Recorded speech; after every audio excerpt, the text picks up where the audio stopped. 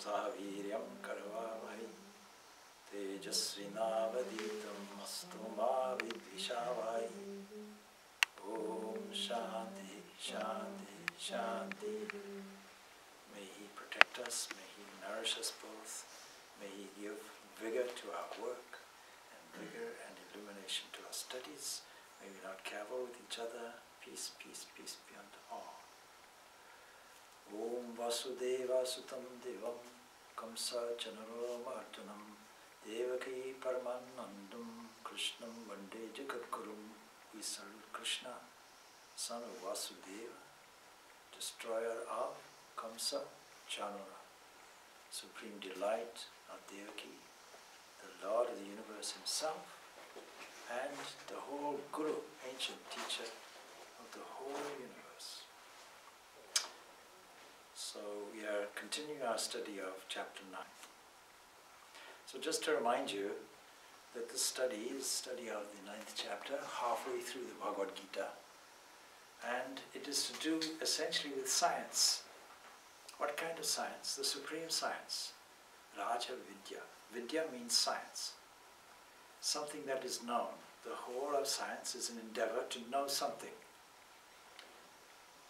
We are quite adept at knowing the outside world, and even then we realize its changeability. What is the theory, scientific theory today is not what is there tomorrow. This is our experience. And in between we get a residue that sticks. General relativity, special relativity. This is an interesting language because when you ask a question or try to find a point of view, you have to resort to something called relativity of perception. Things don't look standard all the time. You have to shift your position, be flexible enough to do that. If you are not flexible, then what will happen is you will stifle inquiry. And when you stifle inquiry, how can the truth be revealed? So why is Sri Krishna calling this, or more accurately Vyasa calling this, a royal science? We may have covered this before, but just to refresh your memories. It's royal science because it contains everything that there is. Something that is a supreme science, over and above all the other sciences, and is linked with this Raja Guhya, very subtle. The supreme reality, the thing that we want to investigate, is extremely subtle. It's beyond the range of thought. And because it's beyond the range of thought, then how can we deal with this? So we have to pick up, see what Arjuna says in the 10th chapter, which is subsequent to this, almost the same.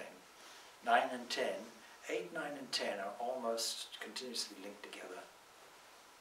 And so we find there, Lord, you alone know yourself by yourself.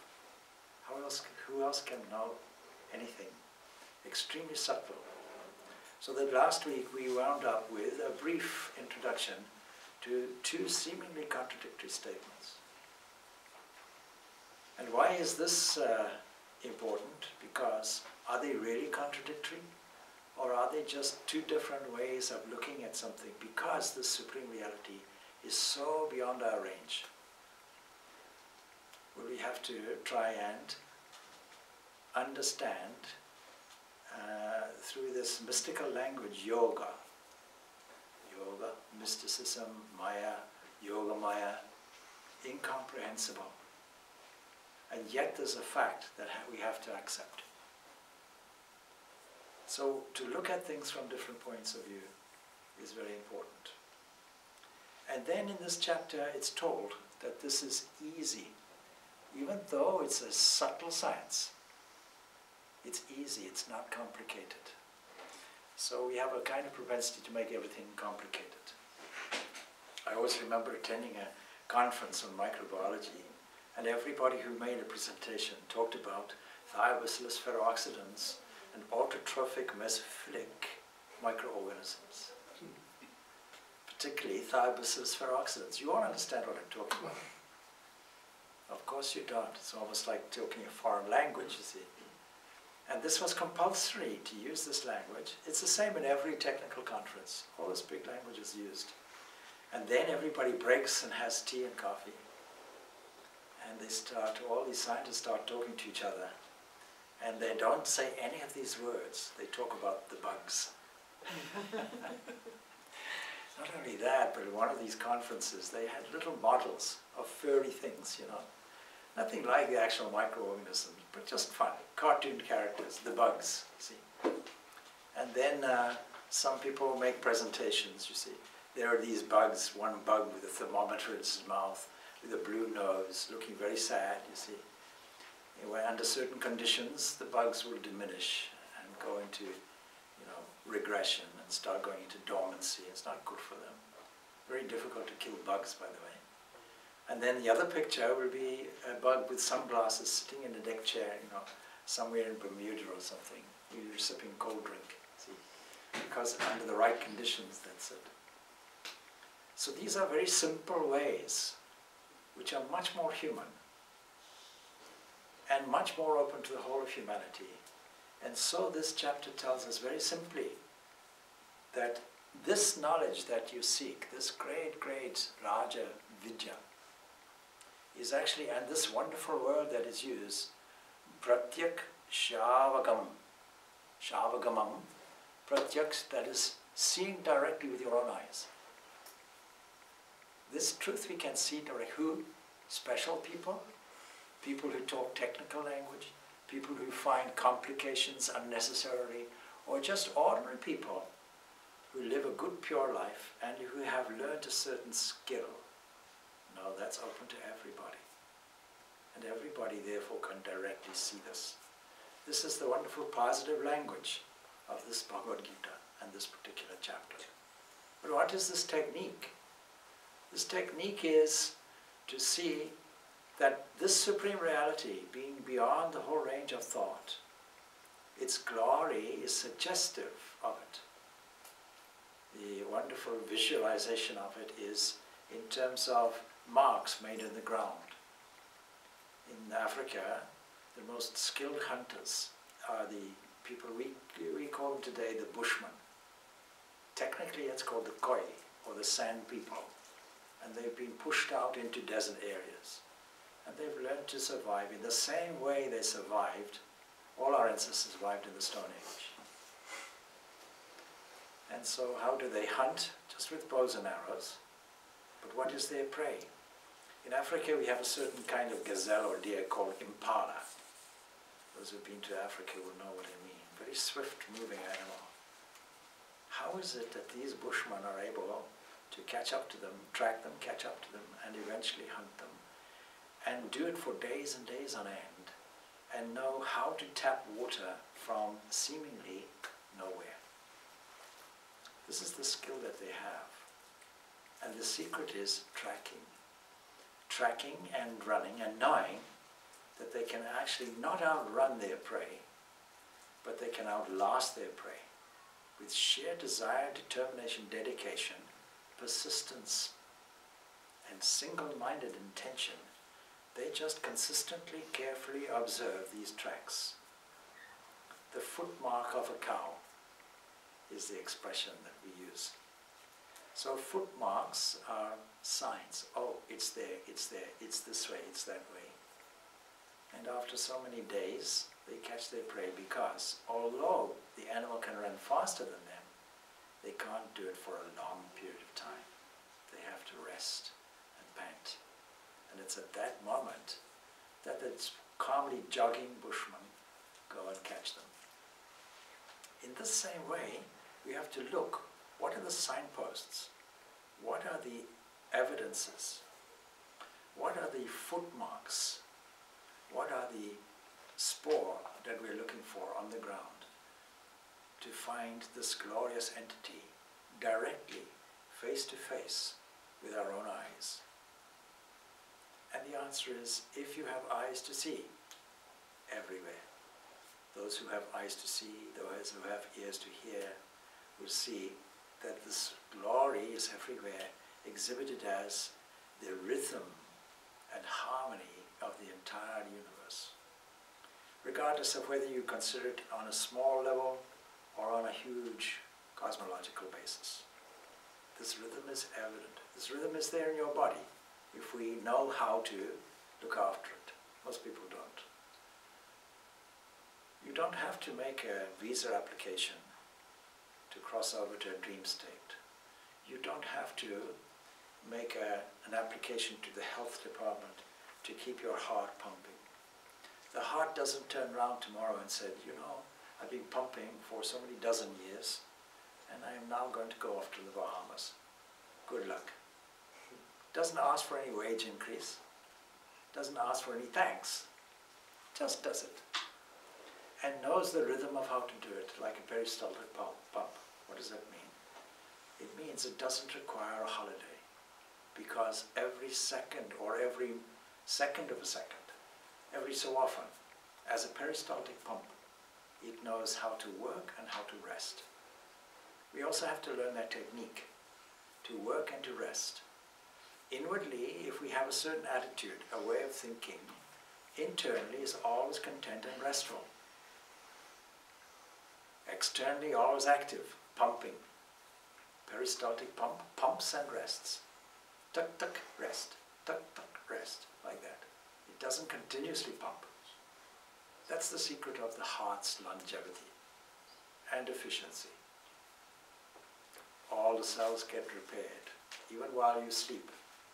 Even though you didn't require a visa to go into sleep, still you went there, and while you slept, the Lord of the universe stands awake and repairs all your cells, sorts out all your difficulties and problems, and taps you on the shoulder, come on my child, wake up. And of course your response is, I'm sorry, I need the maximum sleep, which is, as you know, 5 minutes more. Every time you wake up, 5 minutes more, just 5 minutes more. So that's the maximum that we seem to require. So the evidence is there if we look for it. The evidence is there in the air, in the sunshine, in the arrangement of the solar energy reaching the flowers. All this we have said previously. Here in the 9th chapter, so many glories are made. Each one a kind of starting point if we have the skill to follow the trail. If we have the skill to track, we'll find, there is the source of bliss. And then we have access essentially to ecstasy. Now there are different ways, of course, in human life to get ecstasy. There is actually a pill called ecstasy, and you can take that. There is drinking, there's no doubt, gives you a moment of joy, tremendous joy. Drugs, drinking, there are many, many pleasures that we can give ourselves, externally feed that, and get some momentary feeling like that. Supposing we had a technique that without all of these external aids, purely from an internal process, we were able to live and work in our normal daily life in a completely enthralled state. Wouldn't you choose that? Wouldn't you want to do that? This is what this chapter is telling you, that this is possible. And therefore it's easy, because all you have to do is have eyes to see, ears to hear, catch the clues, look for the spoor, follow the trail, and say, Lord, you are there. Next example, next trail, Lord, there you are there. Every trail you follow, you come to the same conclusion, Lord, there you are there. And so this statement comes here. Of course, just to remind you, preceding that, see, we have to see that all of this teaching is in accord with Dharma. What distinguishes us from every other biological species? Any animal on the planet. Any animal can eat. Any animal can love its own kind, but not others. Any animal can indulge in pleasure. A man heightens it to an art, that's all. There's no difference. Other than sophistication, there's absolutely no difference. And then when we talk of this dharma, if it's not there, we can see it in the cruelty and all the evil things in mankind, all social difficulties that we ourselves create. Man's inhumanity to man is always there, because they didn't follow this path of dharma. but which dharma should we use?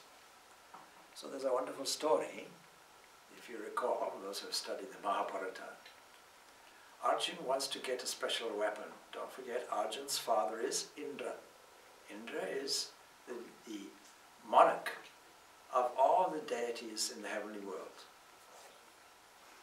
And so Indra takes him to heaven, and Arjun enjoys all the pleasures there because he's earned it through some tapasya, some hard austerity, and the reward is to get some weapons. But other things he's rewarded by. Because instead of looking at things only from one central position, let us say you work hard. Let us say that the way in which you work puts you under pressure, and that pressure takes away all your joy in life. Instead of working 8 hours a day, maybe you're working 16 hours a day, sleeping 4 hours, and then whatever's left may be some leisure or something like that.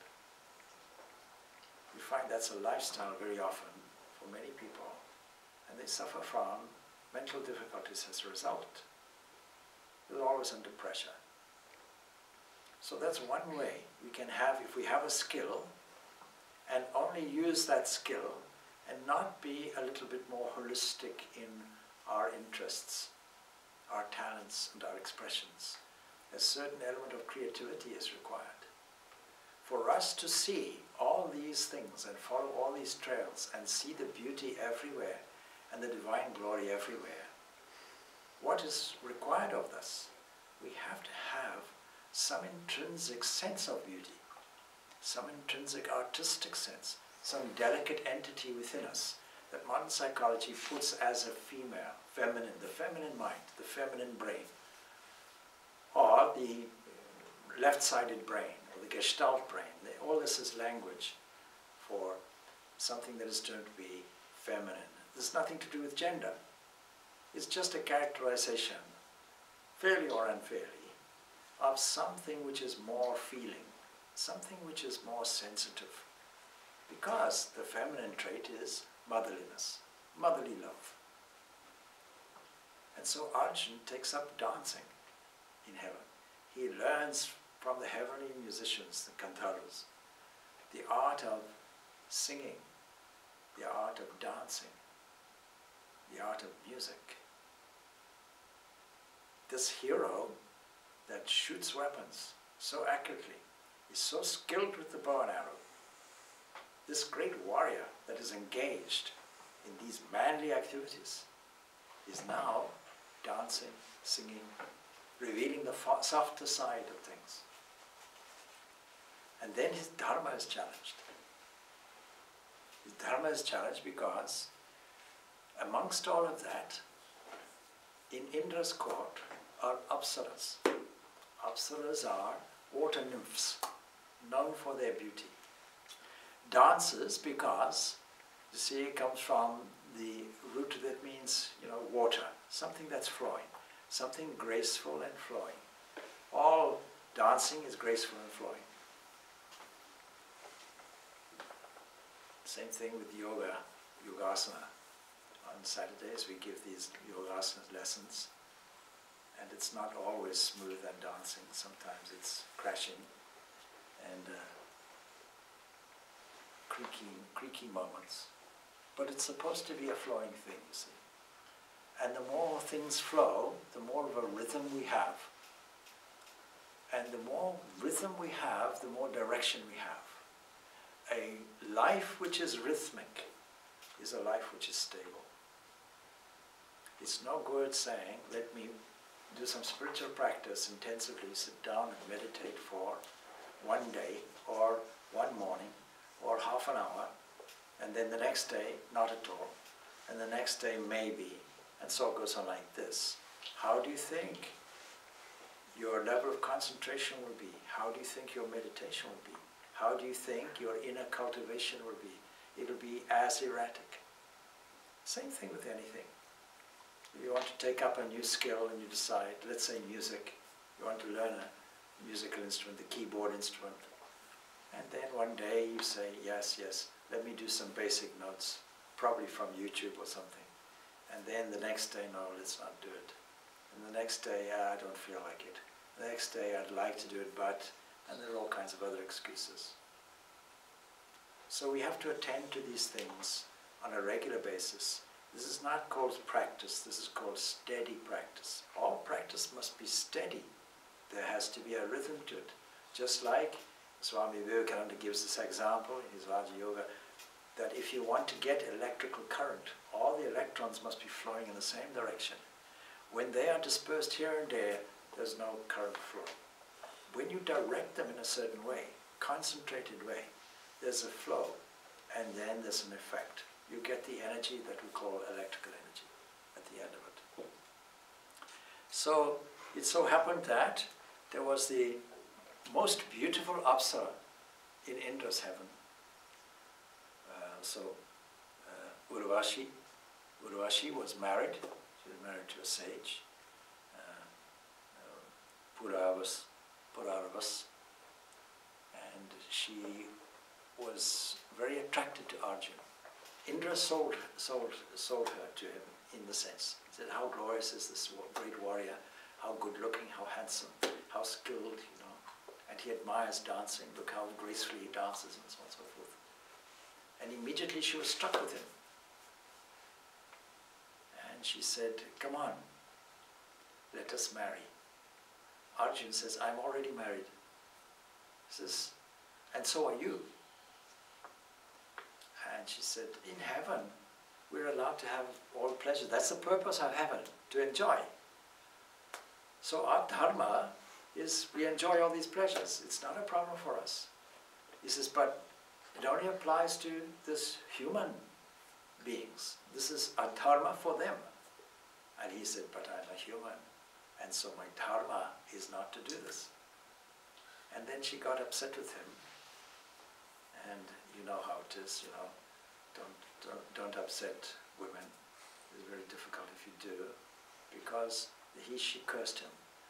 So she said, here I am, the most beautiful, divine person, offering myself, and any man who is a man would surely take it up within a moment.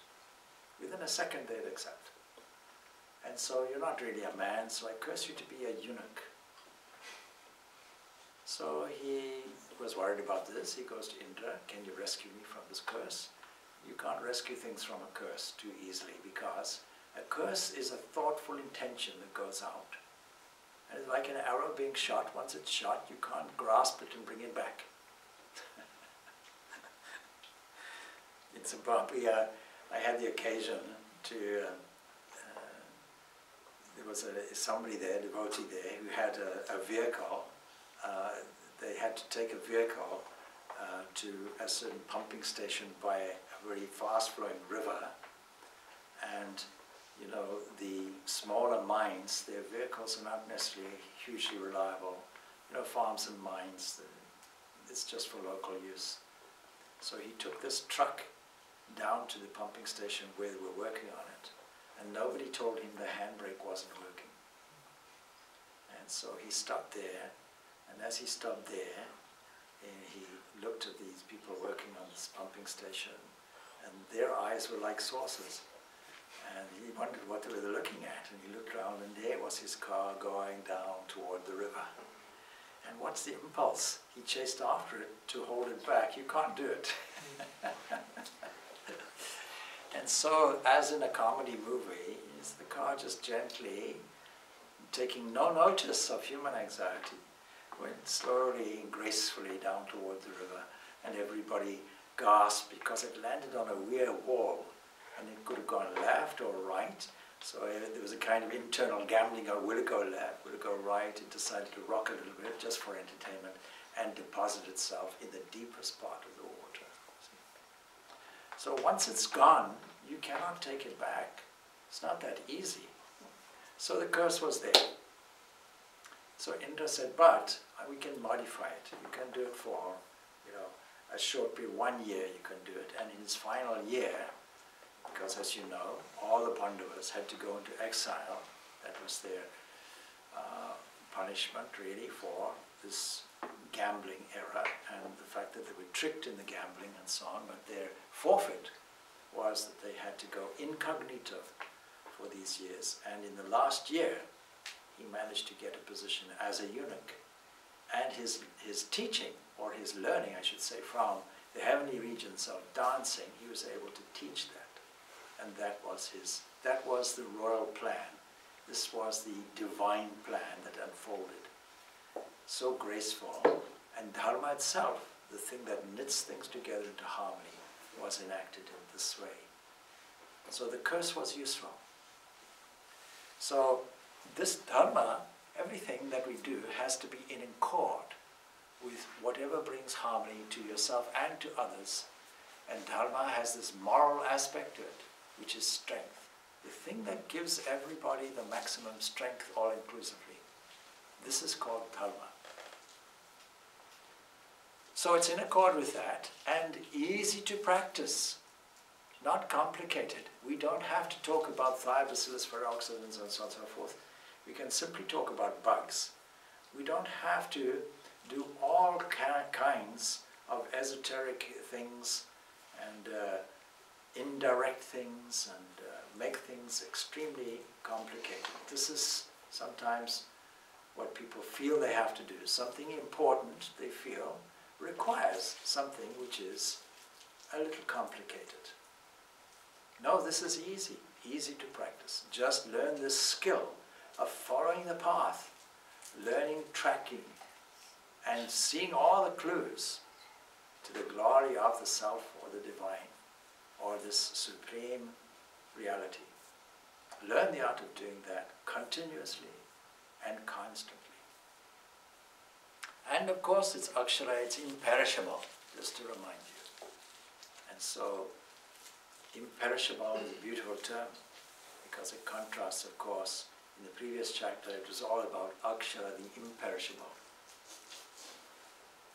And so, this is the statement that comes here in order to understand this, and pointing out that anybody who is devoid of this faith, this shraddha, this conviction about this, because don't forget it's a science. Two ways are there to validate science or scientific claims. One is falsifiability, but a much more or a superior way is verifiability. Can I personally verify it? Ayatatam idam sarvam jagat avyakta vartina matstani sarva bhutani nachaham tesu avashtitaha. All this universe, this whole thing, our whole experience, and today we have an expanded view of it, is pervaded by me in my unmanifested form. All beings in me exist, but I do not abide in them.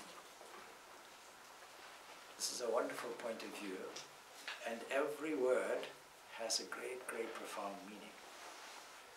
There's no exception to this. The whole universe, the sum total of which we're not aware, is pervaded by me. Do we have some example? Yes, so many examples are there. Air seems to be pervading everywhere. And we can easily say that air exists within a jar and outside a jar equally. And yet, it says, all beings exist in me, but I do not abide in them. And we have to say, why does he make such a statement? He makes such a statement because of this. I'll give you an example. It's an example which is kind of in a story form, so as is normal, we have to say once upon a time. Once upon a time, there was a whole conglomerate, a corporation of glass panes. And they had a board meeting and decided, you know, it's not really very fair, because all this time that we sit together, the sun's rays decide to go through us, and nobody is asking for a visa. We never had to make an application for it. Should we not make some money and declare our rights? What right has the sun to come through us? Next time we'll prevent the sun and we'll ask, you have to give us permission or we'll block you. And so the next time, in the day, they got together and the sun beamed and the rays went through and they all coordinated together and smashed into each other, and it became a disaster, and there were just glass fragments everywhere. All to pieces, no more glass panes. You think the sun did not shine? It continued shining. It was shining through the panes when they existed. And when they didn't exist, it was still shining. So the sun without the glass panes is called transcendence. This supreme reality that is beyond movement, parts, description. And when it goes through, we call this immanent. And so, strictly speaking, this entity, which is described as I, that is the Supreme Being, Krishna acting in this way. I do not abide in them. I don't live in the glass panes. I permeate them. I pervade them. I go through them. So all of this glory is going through. From our point of view, it looks like within. But from the Supreme point of view, I'm going through.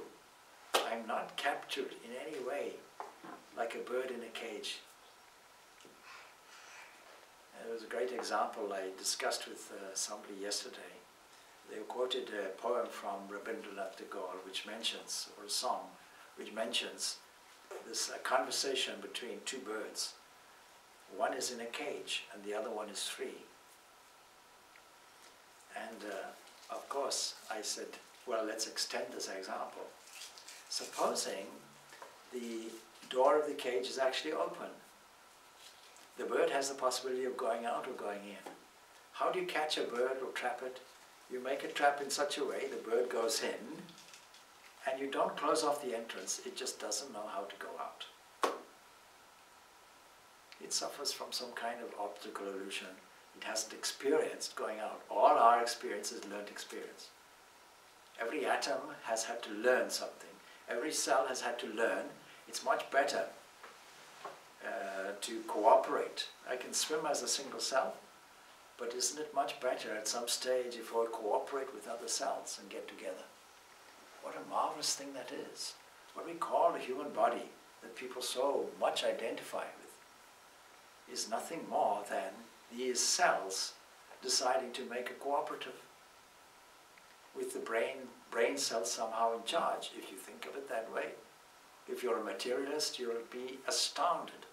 How is it that inert materials, simply chemicals, can all get together and start moving and acting and reacting and be sensitive to their environment and know how to feed and know how to expel and know how to respirate, and then have the cleverness to say, I think it's much better if we form a cooperative, and then make that cooperative so sophisticated that about 6, 7, maybe more than that, 70, 80, 90, 100 trillion cells are there consisting of the human body, including the brain.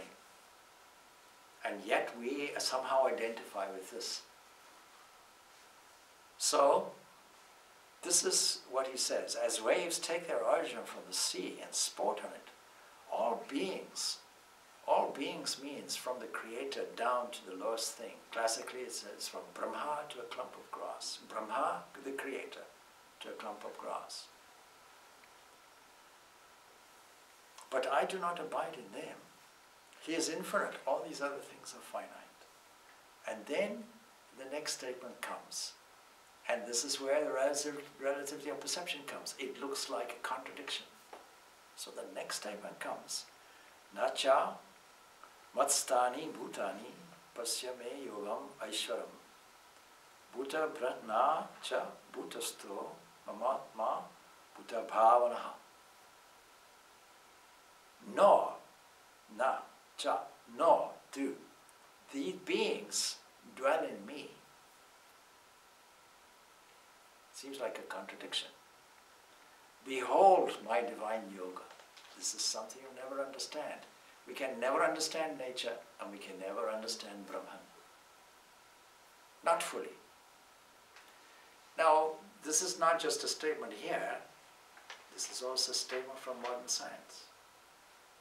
The great physicist Richard Feynman said, for those who say they have understood quantum mechanics, they have not understood it. Kena Upanishad says the same thing. If you say you know Brahman, you do not know. And those who say I do not know, they know. Isn't it interesting? So, nor do these beings dwell in me. What does this mean? It means there's no restriction anywhere. While truly reflecting the objects placed before it, a mirror ever remains unaffected by its function. So we can imagine that we think of things in terms of divisions and creations and so on. But from this point of view, there is no other entity. There's a manifestation from itself. There's only one thing. Brahman alone exists. Do we have an example for that? You know, in Nyaya logic and in Vedanta logic too, one of the ways of validating something is, please give a suitable example. Is there something comparable? Yes, and we find it also in the Upanishads. So it said, like a spider weaving a web from itself. And weaving a web from itself, and we'll see later on, it can withdraw the web also. It doesn't require a Mrs. Spider to do it, or any extraneous material. It doesn't go to a web shop. From itself it does it. Just like in the human body, hair grows from you. You don't have to go to a hair shop. Well, unless you suffer from that kind of thing, you try and get some implants and so on. There are always exceptions, of course. So there's a grandeur, uniformity, precision, plan and purpose in projecting, preserving and withholding the universe. If you choose to think that this universe is a creation, then God, that supreme entity, becomes a creator. If you think that this nature is well preserved, then God becomes a preserver. And if you think that these are just waves, waves that are dancing, then the Lord becomes a supreme player and a cosmic dancer. But these are ways of looking at it and ways of switching and changing in order to try to understand something that is intrinsically incomprehensible and yet completely glorious. Something that when we catch it, we get this internal ecstasy, this internal elevation of spirit. And so we find, conjoined with this is this next stanza. Yata kasha stito nityam vayu sarvatra go mahan tata sarvani bhutani matstani itya upadharya. That is, this is like the mighty wind. As the mighty wind moves everywhere and ever rests in this agasha, a fundamental material thing, know you that so do all beings rest in me. Sri Ramakrishna has this to say. Though the wind carries the good and bad odor alike, it remains unaffected by both. That entity doesn't remain affected by any of these changes or activities. Parabrahman is in this wise unaffected by the phenomenal universe. So the next will go on to see how this whole universe is withdrawn. But manifestation is the key to this, and it's only apparently so. We have no real grasp on it. Now in this world, is there something like that, some cosmic background? You see, according to modern cosmology, there is a background that is evidence, that is an echo of a grand cosmic explosion that they call the Big Bang. And you can map it. Nowadays, you not only use one map, you use a couple, and the latest would be the Planck model, or which has shown pretty much invariance throughout the whole map of the cosmos that we know a kind of background thing which is there, according to them. I have my own ideas, of course, but according to them. So this gives you a good illustration how there can be a background of something that is not affected currently, and that pervades everywhere, and ever rests there, and with space on the top. The solar system having a background of space. Space having a background of this cosmic radiation. This cosmic radiation having another background, say, which is space, let's say. All of this is illustrative of what we're talking about. And so next week we'll go on. Actually next week, yes, next week we'll continue. Next week we go on then to the 7th stanza, where we see how this can be withdrawn periodically and projected, and how this affects our outlook. You know, this is a necessary prelude to then going into a whole description, a whole litany of glories that can inspire us and can lead us in an easy way to this understanding and appreciation of the Supreme Being. Om Shanti, Shanti, Shanti. Peace, peace, peace be unto all. But although we have formally finished that, I can now take questions. My Lord, Swamiji, is it possible to have glitches within the Maya? Is it possible to have glitches within the Maya? Yes, what do you mean by glitches? Like you bought something, you have to return it?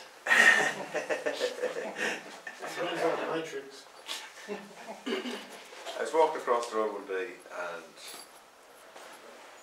say, me from the altar, there was a lady dressed in like it was a full tartan suit, like a Scottish tartan, and it just caught me eye. And she was on the traffic lights, was over there, and I could just see it, she disappeared. And just as I stepped into her side, she appeared there. Now she didn't run around because the cars were still going down the street.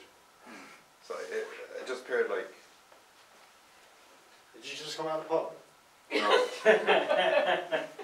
A couple of I have had a few incidents in my life. This is the recent one. Is this a ghost? Well, it was daytime. She Ghost in the day? She disappeared and then appeared again, is it? She appeared to go that way, just at the corner. I just looked at her for a second, she was crossed. I just turned around and I stepped onto the path, and the same person, it appeared to be the same person, appeared just right beside me, like right in front of me. Like it just appeared like she disappeared and then reappeared. Did you stop crossing the road? Did you stop when you seen it? No, I just went to the corner, I just kept walking. And No, when she reappeared, did you stop? well, she nearly ran into me. Let's Yeah, suppose, but was she there to stop you like as one of her? let's suppose that you saw a ghost. Let's suppose that. Would this ghost and any of the subsequent ghosts and the ghost's family be in the realm of what we might describe as phenomenon or noumenon? Noumenon, something that is unknown. Phenomenon, something that is known.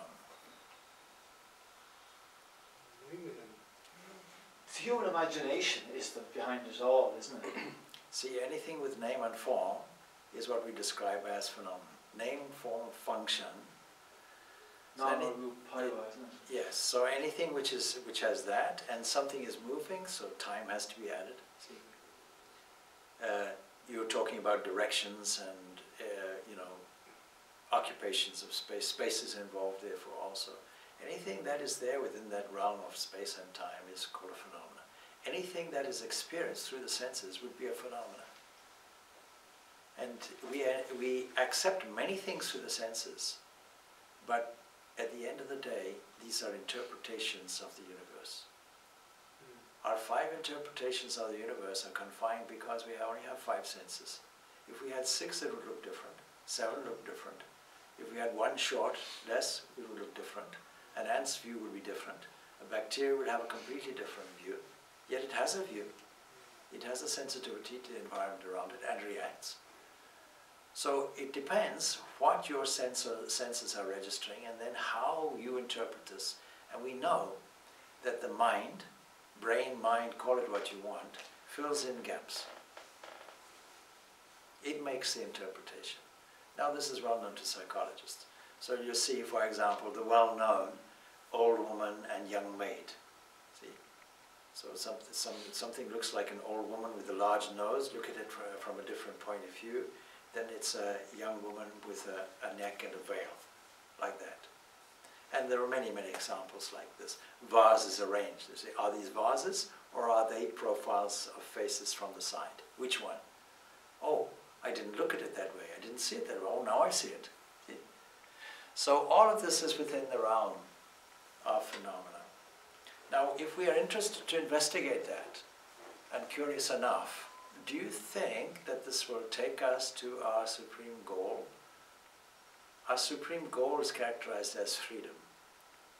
As you see here, it's, if you don't have faith, you see going back, Shraddha, what happens? Men, that is people of course, devoid of Shraddha, but we'll blame it on the men anyway. Men devoid of Shraddha, faith, for this dharma, this supreme moral teaching, do not attain me. That is, do not attain the freedom. How do you know it's to do with freedom? Because they return to this path of the mortal world, samsara. And we know from the Brihadaranyaka Upanishad, this is equivalent to death. These are forms of death, as it's put. So, is this leading us toward or away? Is this delaying us from our natural evolution toward the divine? Or is it taking us toward it? So at some stage or other, we have to evaluate things and ask, do our interests lie in curiosity to do with phenomena? Or are we serious about transcending it? Now, what we call, of course, this world of phenomena, we can also call Maya, the thing that we can measure, because time and space is involved and so on. And Maya is produced through this causal property, if you will, called vivarta. Vivarta, appearance, something appears. So in Vedanta, there are some examples that you all know of. The snake and the rope. Not soap on a rope, snake and the rope. The snake and the rope. So if you don't know the story, I'm sure you do. There are several examples given in Advaita Vedanta to demonstrate how something that changes or appears and disappears will have to be some kind of apparition. And so the apparitional cause will be like this, but apparition, of course, is not the reality. If there's an illusionist that presents something on stage and a rabbit comes out with a hat, you know somehow it's not a true thing, you know. Or somebody suddenly appears or suddenly disappears. You might be amazed and wonder how it happens and how it's done. But at the back of your mind, you paid a ticket to go to this illusion show. And there was no mistake about it. They did not say that this is the reality. They claim this is all illusion. The great illusionist, I was going to say Harry Potter, but it's not Harry Potter. Houdini, isn't it? The great illusionist Houdini. See. He was challenged. He was interested in these kind of phenomena. He was interested in spiritualism. He wondered about it. And what he did was he discovered, he found out really, anything that a spiritist can do in those days, he himself could do by illusion or trickery. And there are many modern skeptics who put out that same challenge. He offered a sum of money. That money has not been claimed. So he could reproduce anything that the spiritists could produce, any supposed phenomena that they produced, he could produce. But he was upfront and said, I'm not doing this out of any form of supernaturalism. This is just illusion. I know how to do it. It's trickery. So what is the trickery of our universe? It is like this. To make the universe move and function, we have to be deluded. And this delusion comes in the form of hiding, projecting. That is the nature of all apparition. All apparition has the characteristic something is projected. Your attention is diverted somewhere, and something is hidden. In magic shows, there's something called sleight of hand. Sleight of hand requires two components, dexterity and the capacity to take your attention somewhere else. So while your attention is moving somewhere else, you're doing something here, and nobody notices. And what's the key to it? The key to all of this is tricking the brain. The brain fills in the back, the gaps. Things are not what they seem to be, and we nicely fill them in. I've not really looked into it much, this theory about that everything's a simulation. There's like a theory about that like whole universe is kind of like some, people suggest like we're part of sort of a computer or some sort of simulation. Have you heard of that? Yeah, because we live in a computer age, so you use that as an example and so on. Yeah, but like would that fit into kind of Vedanta in a way that everything's a simulation or not? You can use it as an analogy. I'm not sure if it's a very accurate analogy. Yeah. See, a greater, more accurate way of looking at it is to study what is actually happening in science. Because if science can lead us to this whole understanding of a conscious observer, this is where science is leading us. Even from over 100 years ago, the idea that there has to be an observer is for the first time, for several hundreds of years, an important and vital component to science. Yeah. Otherwise, it wasn't important. Since Descartes' time, mind and body separate, this Cartesian duality was there. But for the first time, we understand the observer has some vital importance. Hasn't quantum physics more or less overturned the Newtonian physics? No. You know, subject and object. Actually, because you see, physics is about interpretation. And so as long as Newtonian principles work, we use them. But they do to a point, Yes. and then quantum physics takes the next step. They do to a point. So this is the discomfort of modern science today, that there's one law of physics on a certain level, that is the sense level, the level of observational, factual measurement, the things that apply to Newton's laws still. But when we come to the theory of gravity, we have to look to Einstein. When we look to other moving things, when we look for moving galaxies, we can Newtonian laws. Laws of motion are still there and still valid, but they get superseded in certain circumstances. When it comes to black holes, we have to use Einsteinian stuff. We have to use relativity, general relativity. And when it comes to whether what about the nature of reality, then this question comes at the fundamental level of the whole physics that we call quantum mechanics. The uncomfortable thing is we have two sets of laws. They can't combine them at all. You can't really combine them, and maybe we shouldn't be combining them, because maybe we're looking at something that is... Because if the observer and the observed are one, Newtonian physics can't operate, isn't that the... Yes, yes, so there has to be an observed phenomena, and in that case actually the observer is irrelevant. Which is huge. But in quantum mechanics the observer is hugely relevant, and in special relativity the observer is relevant, because something traveling at a constant speed will be different depending on the observer's position. And so that's, for the first time, the observer becomes hugely important. The colour of light changes in terms of speed, isn't it? Yes, so, but where are you standing, you see? So and that's time changes as well. Yeah, time changes, so these are flexible things. In physics, there's no past, present, or future, it's all the same thing. But for our calculation purposes, for our empirical use, yes, time is a useful thing to understand. There's a past, which is gone. There's a future, which at some time will go as well. For our purposes, this is useful. We can use it. We can put something in. In looking down in looking for the glory which is found everywhere and tracking it down, we can make use of time and space. They become useful to us.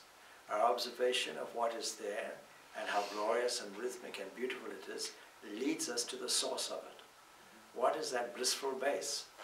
And the whole of meditation is taking yourself from any starting point you like and shifting to blissful base. Yeah.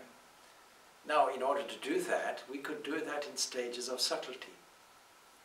And quantum mechanics is a stage of subtlety. But we have this idea already because we have something called tanmatras. Tanmatras, you can't see them. Tanmatra Agasha is also avyakta, unmanifest.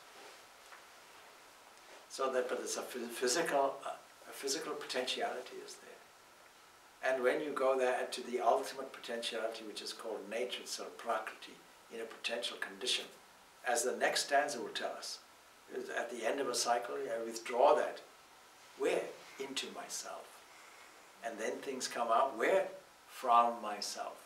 There's only one entity there, looking like so many divisions.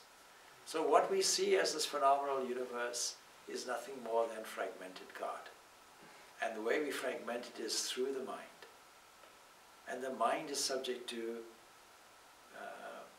various aspects or various relationships of space and time. If we didn't have that capacity, we'd be mad. Imagine if you had no space, then no objects.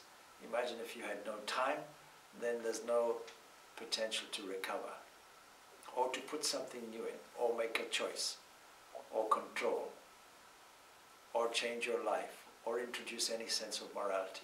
See, all of these are subject to this wonderful aspect that we have of space-time. But when you look at it from a physics point of view, it's very different. So mass is something that controls the speed at which things move. And time is that which, time is like that. And space is the thing that impacts of where it is, you see. So all these are useful, and yet when it comes to the most fundamental levels, we know the more subtle you go, the more difficult it is to grasp. These are the stanzas we've just read. The most subtle entity that we have, this Brahman, difficult to grasp. So words come back together with the mind. They transcend all forms of concepts. We can't grasp it, normally speaking. You can't grasp it with the hand or the leg. You can't bite it, you can't taste it, you can't lick it, you can't smell it. But you can see it internally. When all these are removed, when all attachment is gone, then you actually understand it. You get to it. And so this whole understanding of a point where you ask this question, what is consciousness? And how does it play this role in physics? And there are many physicists that are fighting tooth and nail against it. But you can't get away from it, you see. So I had a conversation with somebody last night, a very skeptical person, not very keen on God. I said, that's okay, forget about God.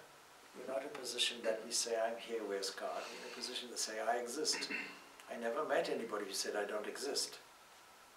So taking for granted that we exist, we start and make that our starting point. But then the next question is, well, what is this I? What am I? And then we go back in a classical way, you know, the seer and the seen, the observer, the witness, the knower and the known, all of that, drishya and so on, to understand that every step there's a multiple field in front that has a characteristic of change. It's called jagat, the thing that changes. That being the case, what is the thing that observes the change must be relatively changeless. And then you go back and inward until you find the final datum where nothing changes. I am the unchangeable. I am that which is immortal. Now the next question is, if I am infinite in my fundamental nature, can there be two infinites, three infinites, four infinites? No. So if it's unchanging and infinite, it must be only one. And therefore the conclusion, Atman is Brahman. And when we get to that Atman, what do we find? We find this inexpressible totality. So this is this wonderful philosophy of Vedanta. And an easy way, that is love of God when we observe and see it. Knowing that this supreme reality that religion calls God is not easy to see, and yet the clues are easy to pick up. And when we pick up the clues, there we find an elevation, because the beautiful glory is there, like the clothes of the universal emperor, displayed for all to see, not hidden in any way. Where is God? Everywhere. Did you see it? I was talking to an old friend the other day that I haven't seen for some time, and he's very much involved in the music industry. And I said, do you remember way back, there was a very popular singer. She was a Catholic nun, Dominican nun, and she sold lots of records. And she was called the Singing Nun, just for originality. Mm. So the Singing Nun, and her famous hit was Dominica Nica, about, you remember? French, Yeah. wasn't she? Then? Belgium, Was it? Yeah. yeah, Belgium, but all in French. I remember that song. Yeah, Yeah. yeah. So she sings a song, Entre les étoiles, among the stars. I see her, and she lists all the things. When I look up and see the stars, of course I would have corrected her, it could be down. When I look down in the sky, see, and I see the stars, you know, then I'm seeing your face. But it requires a poetic spirit to do this, a creative spirit. That's why I told you the story of Arjun, who learned these delicate artistic qualities in the realms of Indra and was able to apply them. And yet, despite his tapasya and discipline, despite having enjoyed all the wonders of heaven, having acquired this graceful artistic temperament, along with this manly skill, still he gets despondent. And so we're all suffering from forgetfulness. And so our remedy is remembrance. This is also mentioned, of course, that the practice of continuous remembrance. And this is highlighted in the 12th chapter, which really is the culmination of this whole section on bhakti, where it's told that abhyasa yoga, the yoga of constant practice. Everybody has to do it. It doesn't have to be oppressive. It can be a delightful enterprise, and therefore it is deemed to be the easy way